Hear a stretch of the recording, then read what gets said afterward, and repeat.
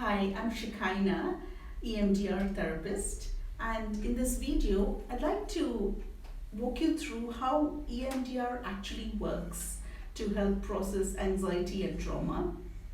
So, it's helpful to think of the human brain as though it's a factory, and imagine that the main job of this factory is to make sense of everyday events.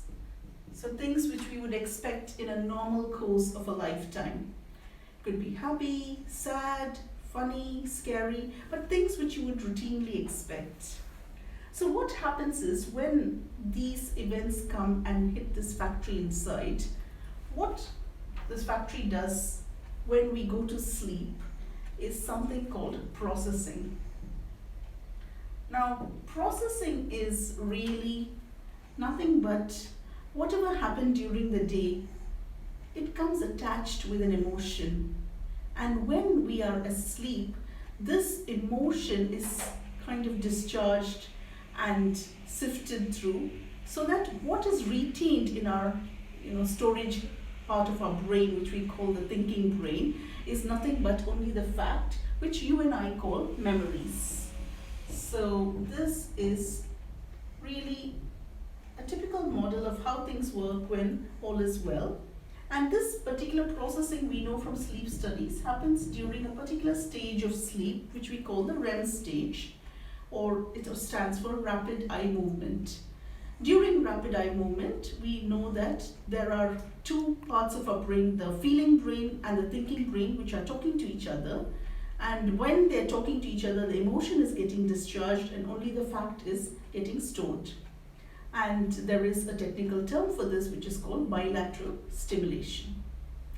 Now let's see what happens when something traumatic happens to a person as opposed to routine everyday events. So let's look at this model here, which I'm drawing. So traumatic events from an EMDR perspective say that any situation where a person feels powerless because that situation, be it a person or a thing, is so overwhelming and so much more powerful that they cannot deal with it. So they feel completely helpless to prevent that situation either happening to them or in front of them. Now, when such a situation occurs, this factory, which is our brain, it kind of says, I don't have the tools to deal with it. In other words, the job which it normally does is not able to happen. So no processing of these events take place. Now, because no processing takes place, all this is sitting inside our head, not as a neat filed away memory, but more as a series of unprocessed or raw traumatic events.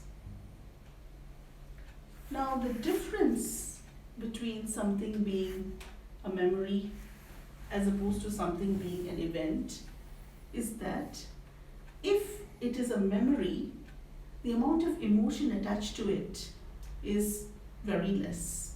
So you might remember, oh, it was really sad when some elderly grandparent passed away, but years later, you're not going to immediately break down when you talk about them.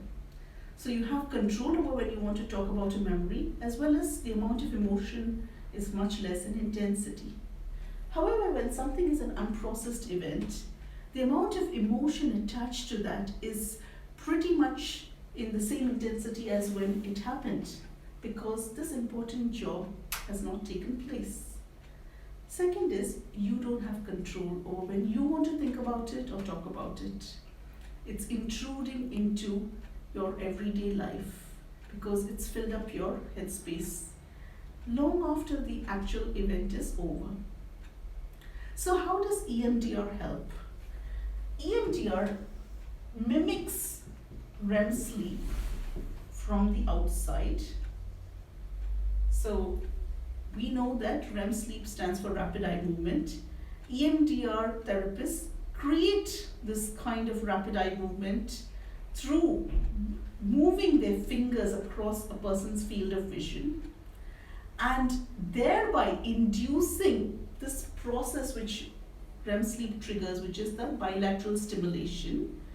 So when we have bilateral stimulation happening inside and the person is asked to recall their traumatic event, we are essentially recreating REM sleep from the outside in a very controlled and safe setting like the therapy room, and helping the brain to do the processing which it normally does of these traumatic events, so that we can file it away into memories, which, as I talked about, are less distressing. So you'll remember what happened, but it won't have an emotional bite to it anymore. Over lockdown, EMDR experts found that there are other ways of inducing the bilateral stimulation, and for clients who want to do virtual sessions, we have something called the tapping method or the butterfly hug. It has shown to have equally good outcomes as the traditional eye movements. For more information, please feel free to contact me. Thank you.